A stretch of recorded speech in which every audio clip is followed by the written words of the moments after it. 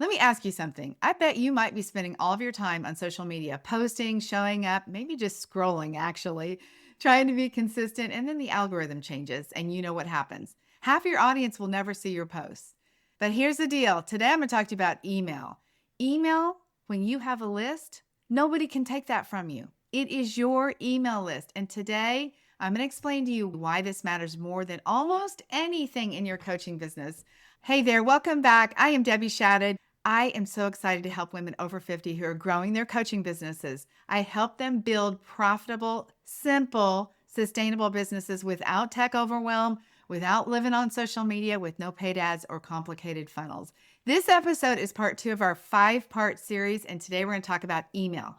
Not how to email. We can save that for another conversation. Today, what I want to do is cover what email marketing actually is, because I want you to see it differently. Because right now, I bet you're thinking, I don't want to do email marketing. I don't like email marketing. I'm going to do my best to tell you why you want to do it and to change your mind so you too might think it is the most powerful tool you could have. And also, I'll talk about what happens when you consistently start using it. If you are new here, make sure you subscribe, hit the bell, because this is a 5-part series and I don't want you to miss any pieces of this series. Each one builds on the other. Let me first start by clearing something up, because a lot of coaches have this narrow view of what email marketing actually is. Most people think it is just a newsletter. And by the way, I don't even recommend anyone send just a newsletter. I want you to send something that's more valuable than that. Email marketing is so much more. It is more than just an email that you send to somebody. It is a relationship building tool. It is where you invite somebody to something, to educate them, to follow up. It is the way that you stay connected with people. I love to compare email marketing to dating. So when you get their email address, that's like getting somebody's phone number, right? And then you want to call them, you want to follow up, you want to build a relationship. You want to nurture that relationship. If you like them, that's what you do. That's the same way with email. Every person that gave you their email address, you want to build a relationship with.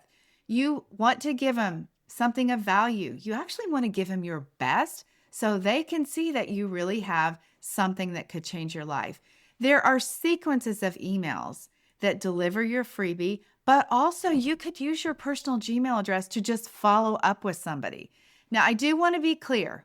When you are doing email marketing through something like Flowdesk, which I'll talk about in a moment, you do need to use a domain-based email. That is Debbie@DebbieShadid.com. DebbieShadid.com is your domain, and you create an email with that domain. But there is nothing wrong with you sending a personal Gmail to somebody.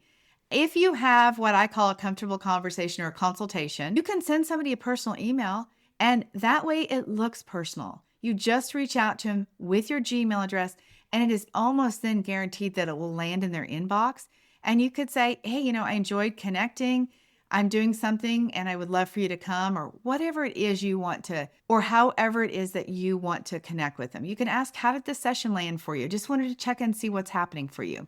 So here's the key distinction, though, that I want you to know. When somebody gives you their email address, there are 2 ways to reach out. And again, that's the automated way, which is through a funnel, a nurture series, through the automated process where you write the email, you schedule it, and it goes out to your list. That is one way. But again, the other way is through reaching out personally with just one email. I actually send video a lot, where I do a personal video message.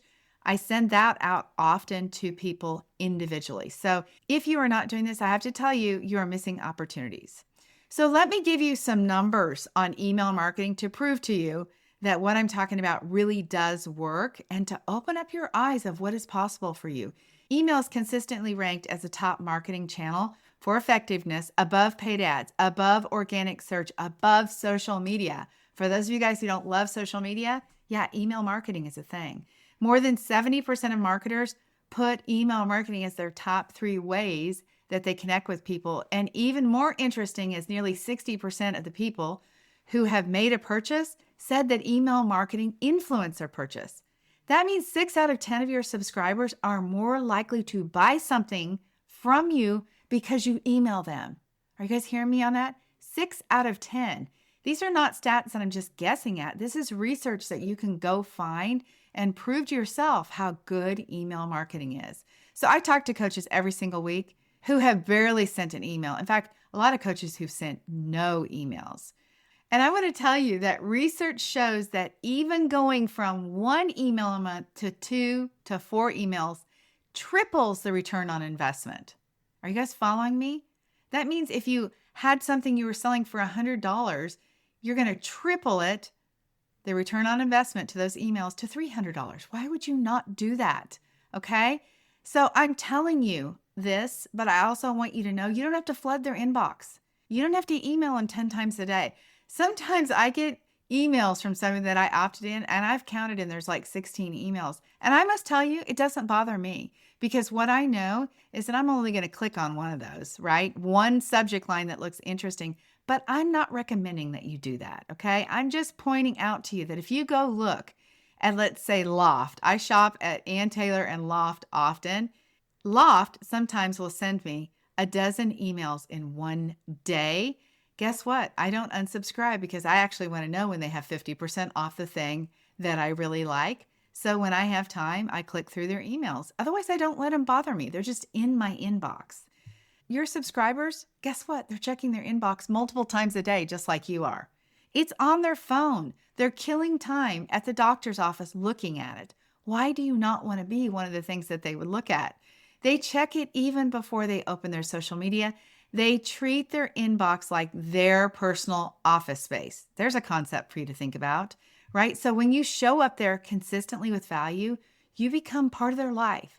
They start looking for your email. You become familiar. You become trusted. Trust is what sells coaching.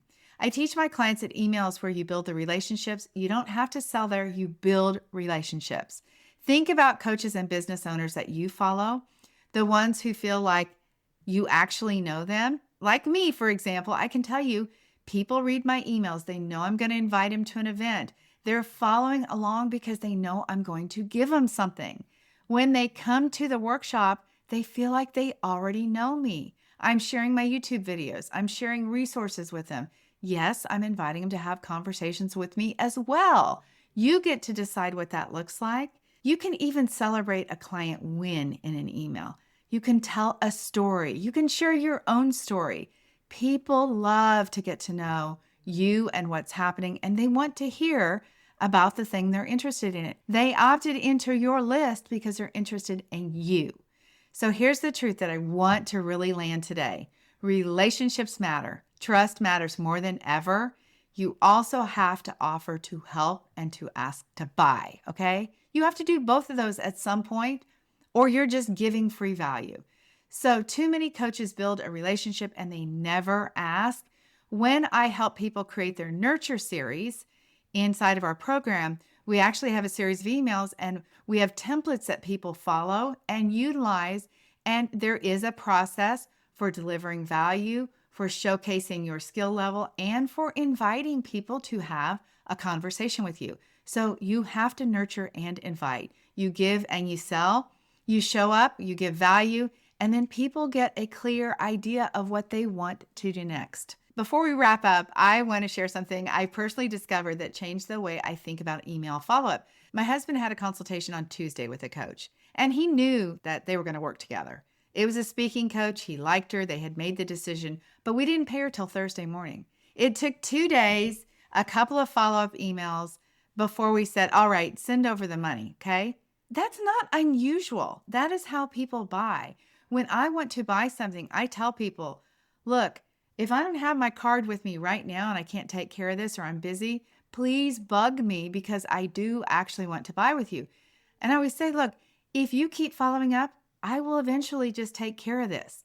I know maybe you are better than that. You take care of things right on the spot, but I'm a busy woman and I need reminders and I like the reminders. So this is how people buy. It's not unusual. They are interested. Sometimes people need a little time. They need that little nudge. Your follow-up email is a nudge. Sometimes it's a link. Sometimes it's a way to schedule a second conversation.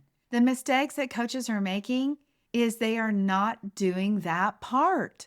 Do not make your person hump for the link. No kidding.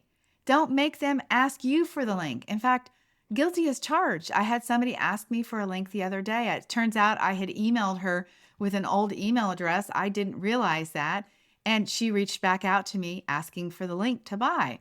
So make sure that you provide that. I did forward the email back and said, well, I did follow up with the email. I did have the link. It's just it went to the wrong email address. So make sure that you give people what it is they need. Give them a way to buy from you. Create some urgency, some excitement. Make that next step obvious and easy. The follow-up email after a consultation, that is the highest converting email that you can do. Most coaches, they're not even doing that. I have one that's automatically goes out that asks, tell me about your consultation. So there it is. This is what I want you to think about today. Email is not optional. You're not spamming anyone when you email them. They gave you their email address and they want to hear from you. They want the link to your workshop. They want the reminders to your workshop. It is not something that you will eventually get to. It is the foundation of your marketing. It is the most direct path to real relationships with potential clients. This is the second step that I just shared with you. The first one was networking, which was talking to people. Now we've just covered email. We've got 3 more parts to this series. Make sure you subscribe, hit the bell. If you are already starting to email and you want to know about a beautiful tool that I recommend to all of our clients, I'm going to share a link for Flowdesk. It's an affiliate link. You save 25%. I do benefit from it, but you do too. It is the tool that we recommend to all of our clients. It is the easiest email marketing tool and honestly, one of the most affordable. I also am going to share with you a training on Flowdesk. I'll put the link down in the comments and you can use that link to be able to watch a training on Flowdesk, start to finish how to use it. It is that simple. You can do it in one training with me.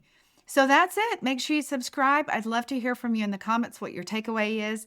And then I will see you in the next episode.